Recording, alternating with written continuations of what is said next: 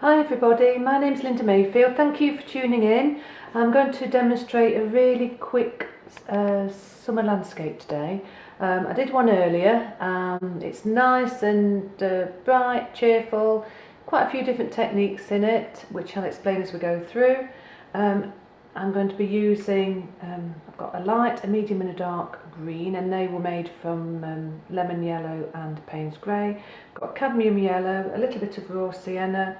I've got some violet, cerulean blue, a bit of violet and cobalt mixed, some sap green and some viridian green. I've got my water spray. I've already sketched out I've just drawn the horizon line in, to be honest. I've masked out a few of the little flowers. I'm going to be using my number 10 brush, my hake brush just to put the water on with, and possibly my 3H pencil, and I've got a kebab skewer just for scratching out some of the grasses. I might use my pencil, I might use the kebab skewer. You can use a cocktail stick, that works just as well. Okay.